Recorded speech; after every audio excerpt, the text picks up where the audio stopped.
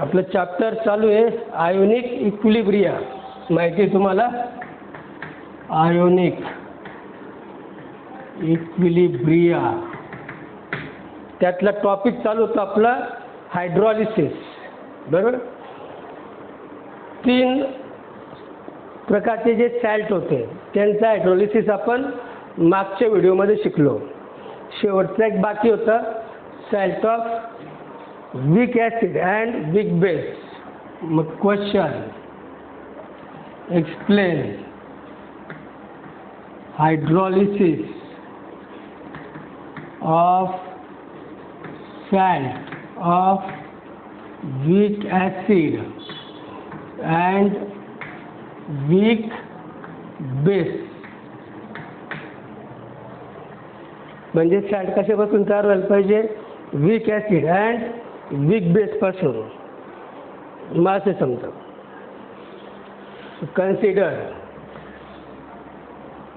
Consider a salt BA base acid of weak acid. Weak acid आणि काय आहे? Weak base आहे. समजा वीक ॲसिड आपण रिप्रेझेंट करू HA ने. HA हायड्रोजन असतो ॲसिडमध्ये. A म्हणजे ॲसिड. झालं. दुसरं अँड वीक बेस. बेस कसा दाखवता? BOH.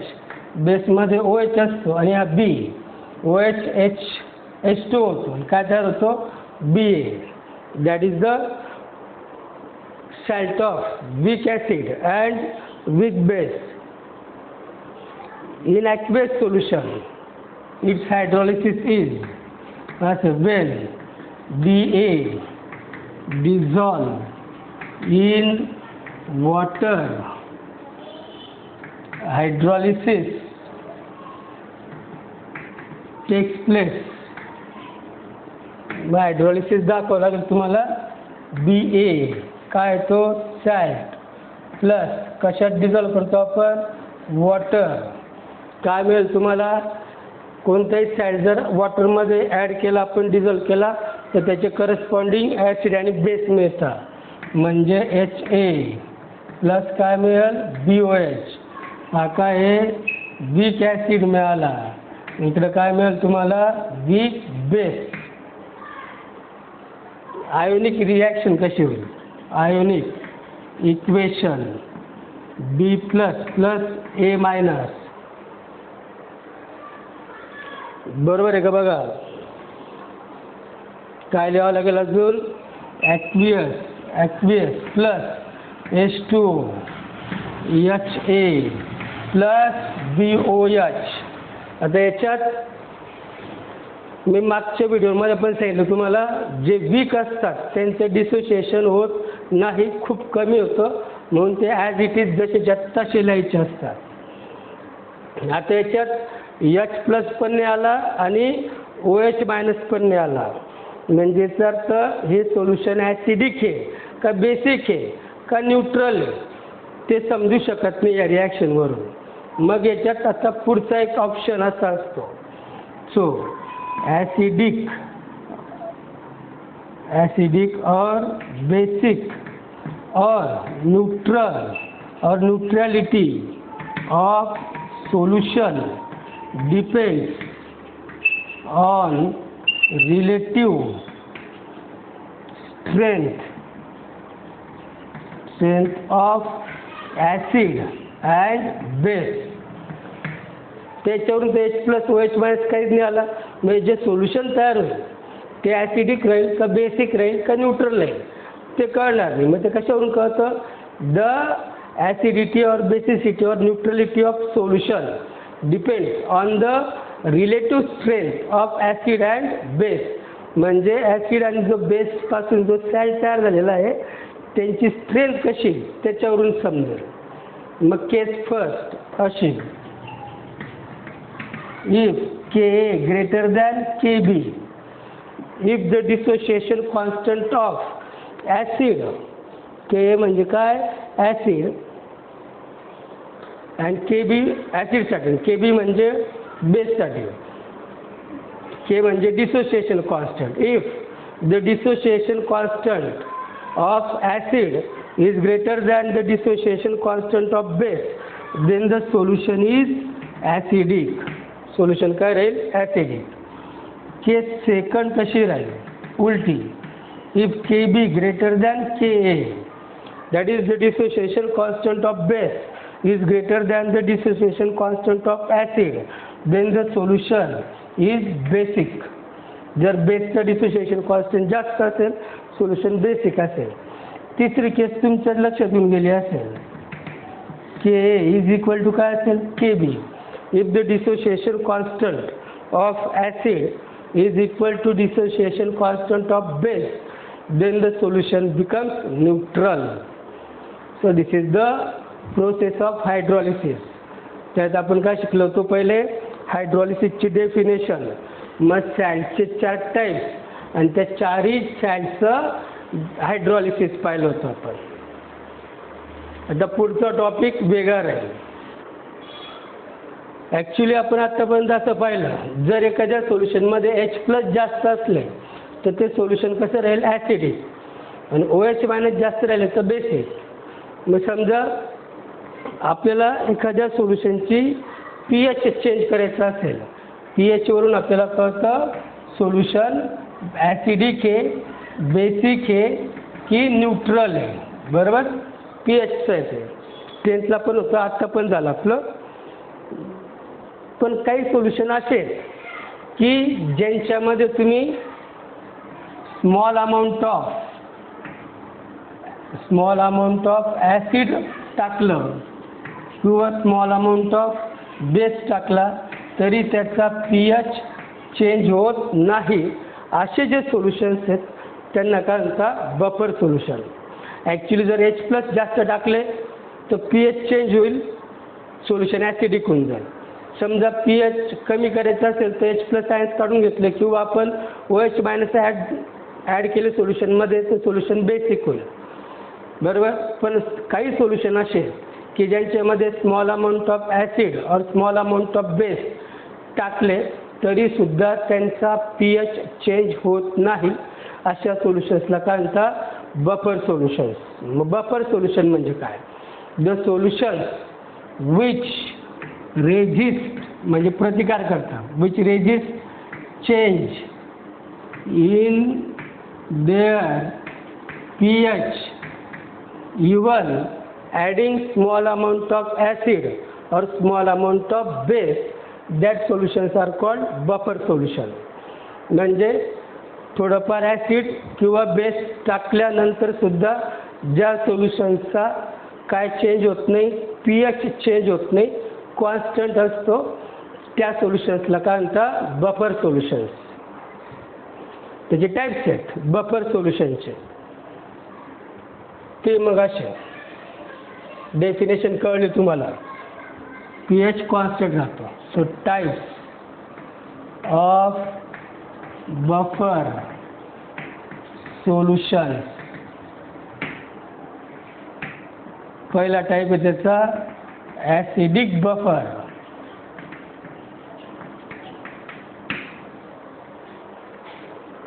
कोणतं सोल्युशन आहे? Acidic buffer solutions.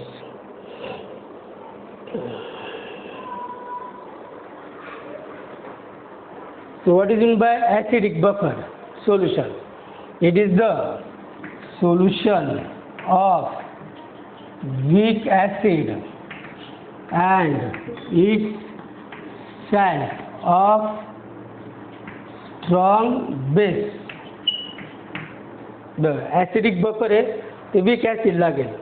So for acidic buffer, the solution of weak acid and its salt of strong base. कसं करता येईल? मग वीक ॲसिड माहिती तुम्हाला कोणतं असतं? CH3COOH ॲसिडिक ॲसिड घेतो आपण. आणि याचा salt of strong base. Strong base म्हणजे असं त्याचाच सॅल्ट पाहिजे CH3COONA. झालं? NaOH असतो. NaOH कसं आहे? स्ट्रॉंग बेस आहे. हे जे दोघांनी मिळून सोल्युशन तयार होईल that is acidic buffer solution. मग डेफिनेशन वापस, acidic buffer solution is the solution of weak acid and its salt of strong base, that is for example acetic acid and sodium acetate. The pH of acidic buffer solution is given by equation. The equation असे pH is equal to pKa plus log of base 10 to the concentration of salt upon concentration of acid. Formula आहे acidic बफरच्या pHचा. Direct formula आहे तुम्हाला. याच्यात काय काय बघा, pHचा अर्थ कळतो तुम्हाला pKa. Ka म्हणजे काय, डिसोसिएशन कॉन्स्टंट ऑफ ॲसिड. याच्यात वेळ pKa, जसं याचा फॉर्म्युला होता pHचा. pHचा काय फॉर्म्युला लिहिला होता तुम्ही आठवतो तुम्हाला, pH is the negative logarithm to the base 10 of H plus ion और H3O प्लस आयन. मग तसं pKa is the negative logarithm to the base 10 of dissociation constant. This equation gives the pH of acidic buffer solution, and this equation is called Henderson-Hasselbalch equation. हे जे equation आहे मी लिहून दिलं, याला कोणतं equation म्हणता, हँडरसन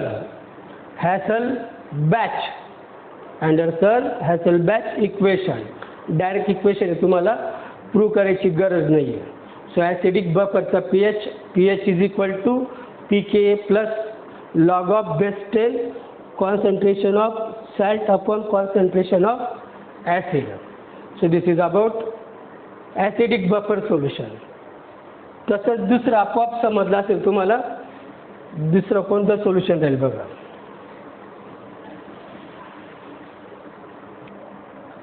सेकंड ॲसिडिक बफर झालं तर आता काय राहील मग, बेसिक बफर सोल्युशन. हे कसं होतं, acidic buffer weak acid and salt of strong base. तसंच इकडे लिहायचं मग, it is the solution of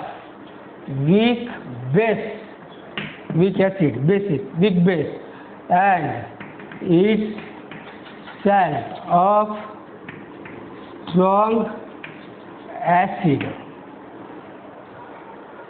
मग basic buffer solution is the solution of weak base and salt of strong acid. Example कसं द्यायला, वीक बेस गेलाय तुम्हाला NH4OH weak base आहे आणि त्याचा सॅल्ट पाहिजे आपल्याला.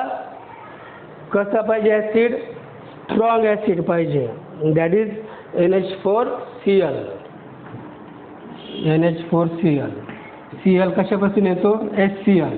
HCl का होता, स्ट्रॉंग ॲसिड होता. So example of buffer solution is that is solution of ammonium hydroxide and ammonium chloride. Same Henderson and Hasselbalch equation for the POH. Basic आहे तर बेसिकसाठी कोणते आयन असतात, OH. POH is equal to काय राहील, pKa होता तर काय राहील, pKb plus log of base 10 काय लिहाल, salt upon concentration of base.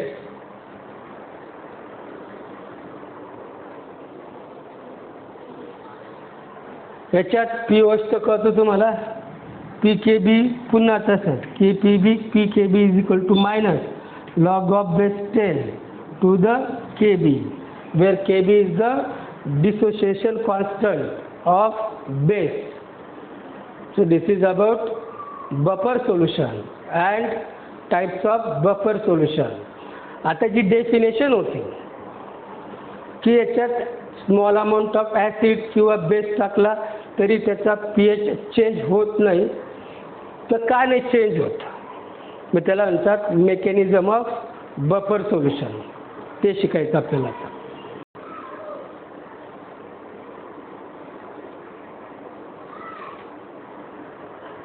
Explain the mechanism of action of acidic buffer.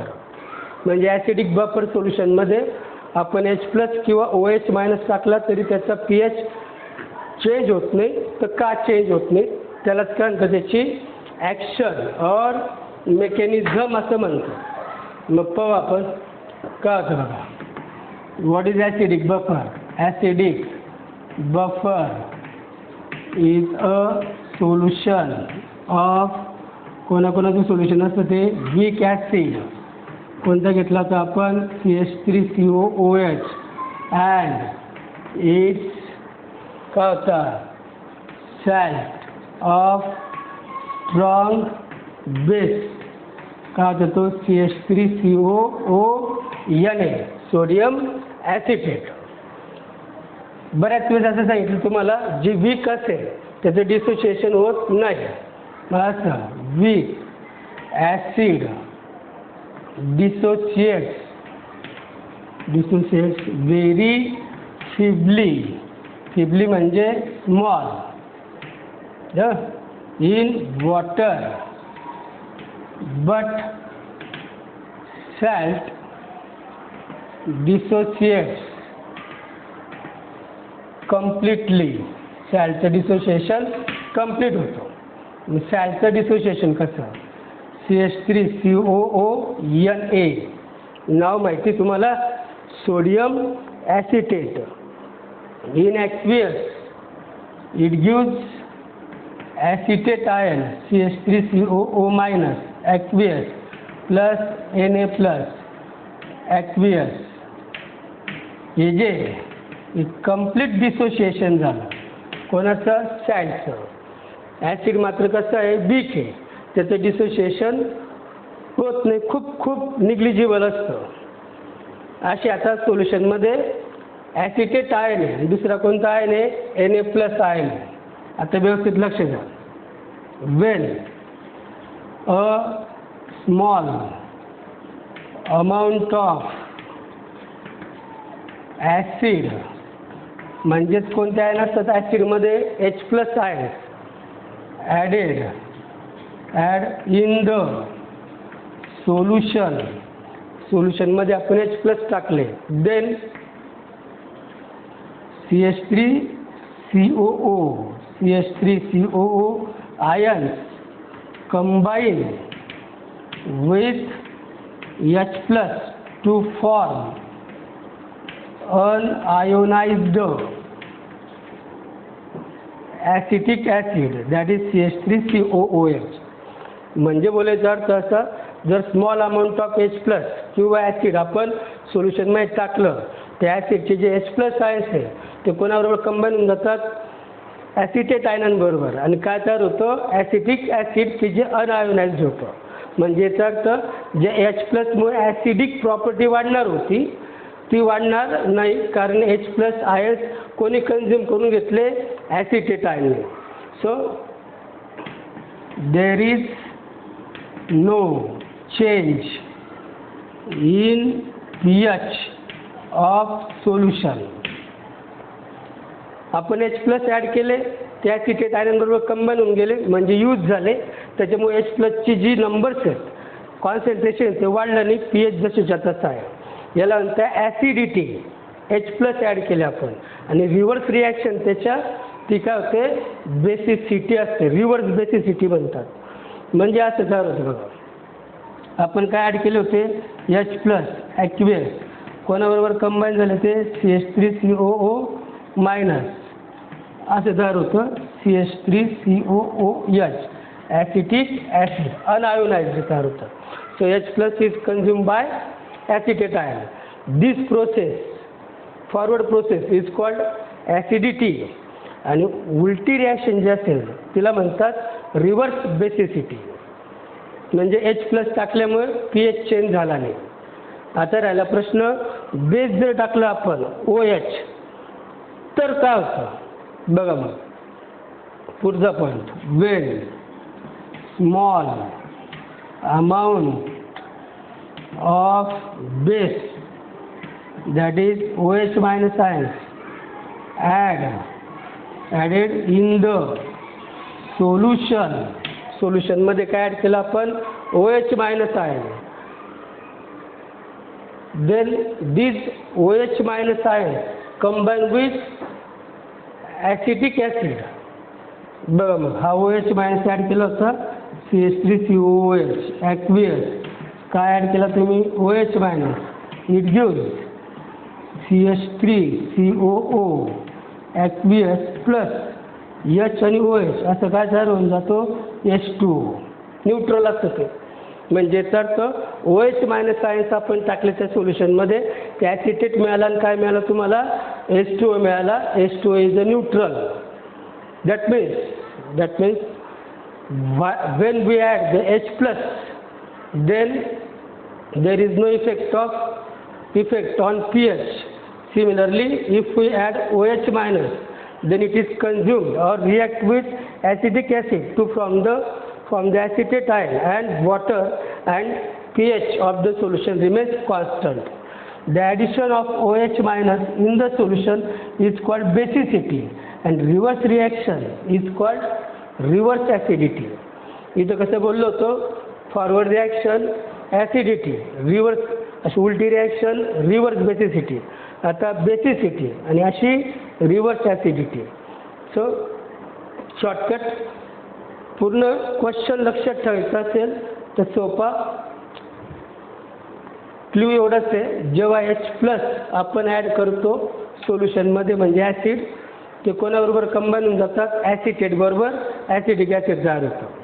जेव्हा OH मायनस ॲड करतो ते कोणाबरोबर कंबाईन होऊन जातात ॲसिडिक ॲसिड बरोबर आणि ॲसिटेट आयन आणि H2O. म्हणजे ॲड करा तुम्ही ॲसिड और base, there is no effect on pH of solution. So this is the mechanism of acidic buffer solution. पुढचा क्वेश्चन बघा, same question. Explain the mechanism और action of basic buffer. Example माहिती तुम्हाला, तेवढं लिहायला परवडणार नाही. Basic buffer is a solution of weak base कोणता NH4OH and its salt of strong acid, that is NH4Cl. हा सॅल्ट झाला. डेफिनेशन पाठ झाली होती तुमची. Basic buffer is a solution of weak base ammonium hydroxide and its salt of strong acid, that is ammonium chloride. हा weak base आहे, त्याचं dissociation कसं होईल very small extent, but this salt undergoes dissociation completely in aqueous solution, gives NH4 plus AQ plus Cl minus aqueous. हे dissociation कसं राहील complete राहील. आता व्यवस्थित बघा, when a small amount of acid, that is H plus, small amount of acid, that is H plus, added in solution, then it combines with NH4OH, which is called weak base. जर तुम्ही acid add केलं त्याच्यात म्हणजे acidity झाली, ती कशात येईल सोल्युशनमध्ये, तर तो कोणाबरोबर कंबाईन होऊन जातो NH4OH बरोबर. म्हणजे असा NH4OH plus H plus gives काय मिळतो तुम्हाला NH4 प्लस ॲक्वियस OH आणि H असं काय मिळाला H2O. That means addition of small amount of acid, that is addition of H plus.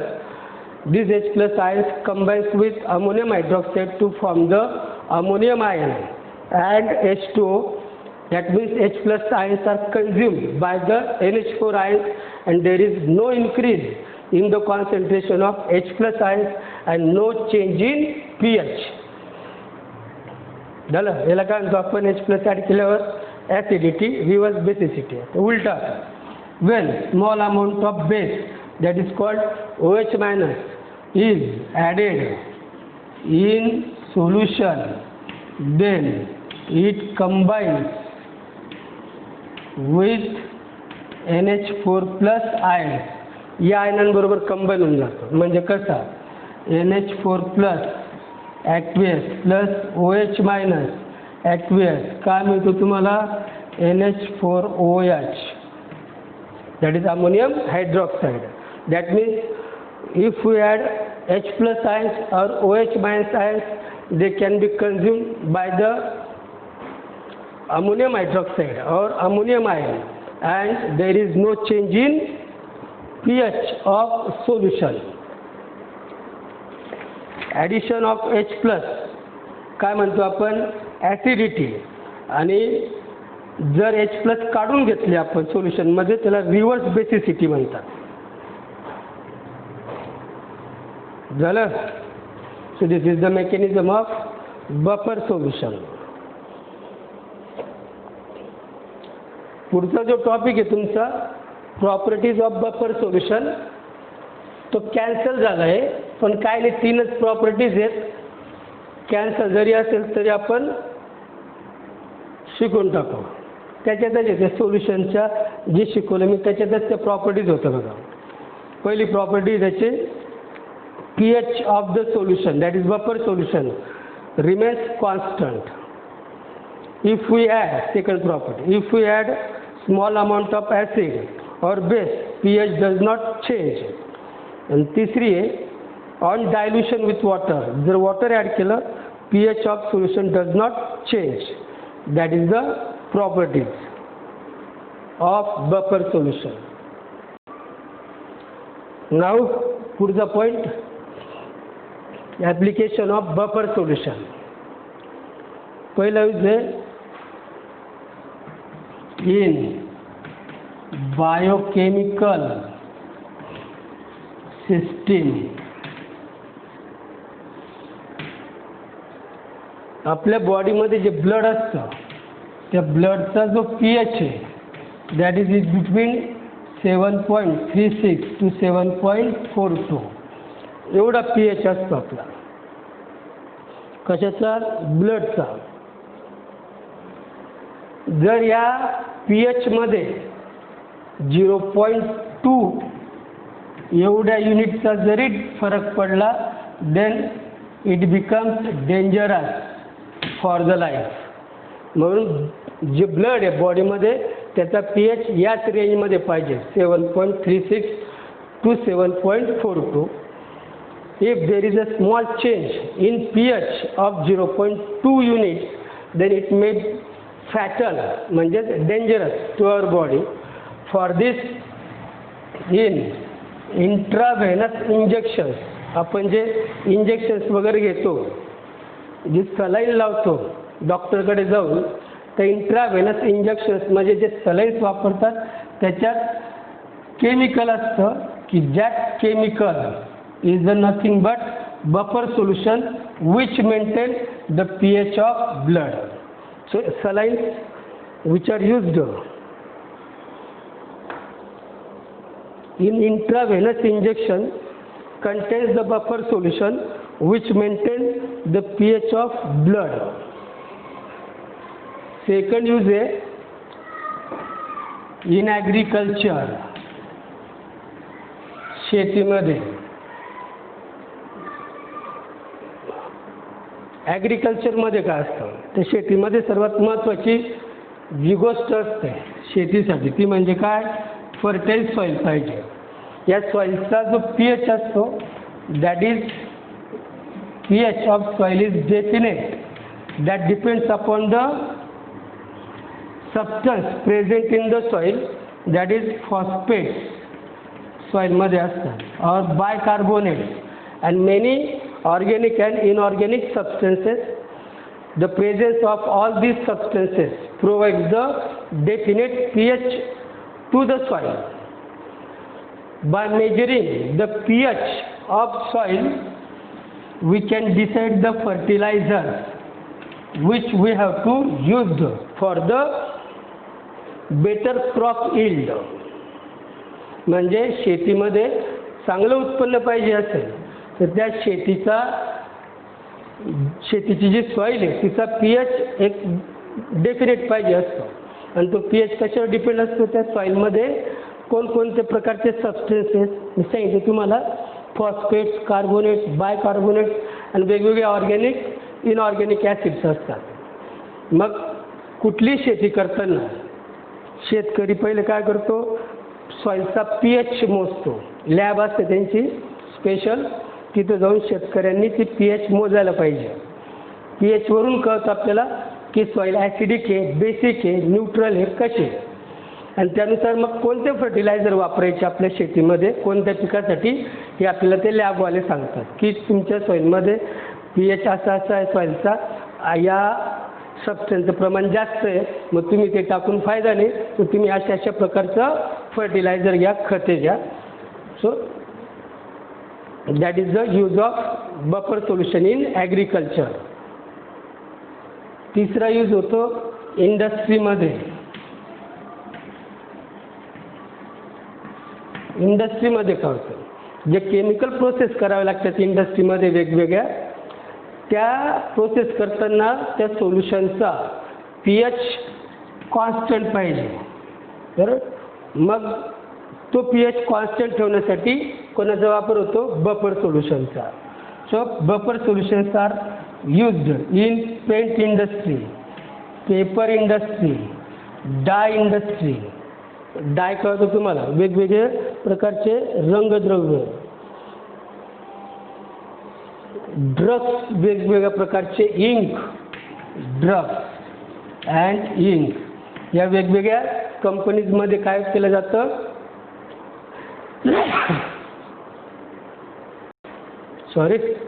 वेगवेगळ्या इंडस्ट्रीजमध्ये जे केमिकल प्रोसेस असतात त्याच्यात pH मेंटेन करण्यासाठी बफर सोल्युशनचा वापर होतो. पुढचं मेडिसिन, औषधांमध्ये प्रत्येक टॅब्लेटचा, प्रत्येक इंजेक्शनचा, सोल्युशनचा pH मेंटेन केलेला असतो. pH चेंज होणं म्हणजे मेडिसिन खराब होणं असा अर्थ असतो. जे मेडिसिन्स असतात जनरली लिक्विड फॉर्ममध्ये, जी औषधं असतात जे लिक्विड फॉर्ममध्ये, त्यांची जी ॲक्शन असते आणि स्टॅबिलिटी बऱ्याच काळापर्यंत टिकून धरायची असेल तर त्या मेडिसिनचा pH कॉन्स्टंट असणं गरजेचं आहे. म्हणून त्या मेडिसिनमध्ये pH कॉन्स्टंट ठेवण्यासाठी आणि ती जी मेडिसिन आहे ती बराच काळ स्टेबल राहण्यासाठी बफर सोल्युशनचा वापर केला जातो.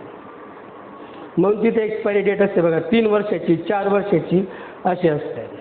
आणि शेवटचा यूज आहे आपला इन ॲनालिटिकल केमिस्ट्री. ॲनालिटिकल केमिस्ट्रीमध्ये तुम्ही वेगवेगळे एक्सपेरिमेंट करतात, केले पण आहे तुम्हाला, पण तुम्हाला कुठं कळतं ते की कशाचं एक्सपेरिमेंट आहे. तुम्ही फक्त केमिस्ट्रीचं हँडबुक समोर ठेवलं होतं आणि प्रोसिजर करत गेले, तर तुम्ही असं काही लिहिलं असेल बघा, BA++ प्रेझेंट, रेड PPT, मग शेवटी कन्फर्मेटरी टच घेतली असेल, CT म्हणतात त्याला, तर ते ॲनालिटिकल केमिस्ट्रीमध्ये क्वालिटेटिव्ह ॲनालिसिस करावं लागतं. कोणतं, क्वालिटेटिव्ह ॲनालिसिस, म्हणजे एखाद्या सबस्टन्समध्ये कुठला आयन आहे, कुठला सबस्टन्स प्रेझेंट, कुठलं कॅटायन प्रेझेंट आहे, तर ते कॅटायन किंवा अनायन त्याचं डिटेक्शन करण्यासाठी आपल्याला ॲनालिटिकल केमिस्ट्रीमध्ये एक्सपेरिमेंट करावं लागतं. ते जे एक्सपेरिमेंट करताना त्या सोल्युशनचा pH कॉन्स्टंट असणं गरजेचं आहे आणि तो मेंटेन करण्यासाठी बऱ्याच वेळेस काय वापरतात, बफर सोल्युशन वापरतात. So this is all about the buffer solution. पुढच्या व्हिडिओमध्ये आपण पुढचा टॉपिक पाहू. सोल्युबिलिटी नावाचं टॉपिक आहे आणि कॉमन आयन इफेक्ट म्हणून. झालं, चॅप्टर लक्षात राहू द्या. कोणतं चॅप्टर चालू आहे आपलं, गेलं विसरून, बोला. बरोबर, आला आहे तुम्हाला आयोनिक इक्विलिब्रियम. काय काय शिकलं तुम्ही माहिती आहे तुम्हाला. आज हायड्रॉलिसिस शिकलं तर तुम्ही, कोणाचं, salt of weak acid and weak base. नंतर आपण लावलं होतं acidic buffer solution, acidic buffer, basic buffer 2 type. नंतर ॲसिडिक बफरची मेकॅनिझम, बेसिक बफरचं मेकॅनिझम, त्यांच्या प्रॉपर्टीज आणि ॲप्लिकेशन्स.